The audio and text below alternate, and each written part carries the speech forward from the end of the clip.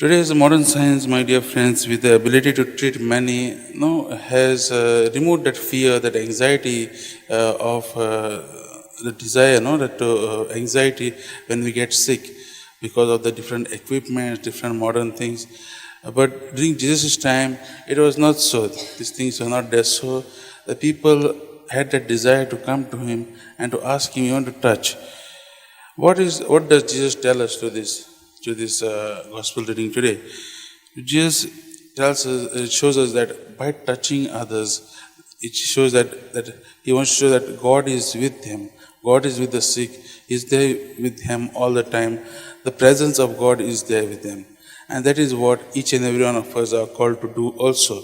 We are called to be with people. We are called to touch their lives through being there for the person who is going through difficulties, a person who is sick, a person who is going on the wrong path. As I was reflecting on this reading also, I remembered my experience during the formation years when I joined, and the earlier formation years. No, we are sent to it's called a hospital experiment. We are sent to Mother Teresa homes, and I was sent to Baikala in Bombay, and where there's a big place called Ashadan, where the destitute people from the roads are brought and kept. And there was a ward of children who were handicapped. So we used to be mostly into the men's ward, and the evenings we used to go just to visit the other wards. And when we used to enter this children's ward, you should see a lot of toys and chocolates and different wrappers and all.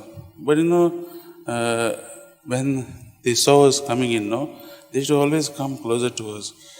And certain times, one of them shared also, see, we don't want all these things. We only want someone to be with us. And that is what, brought a change in my life also, that these people, it's a person who is going through a lot of difficulties, a person who is feels neglected, needs our presence, needs our touch.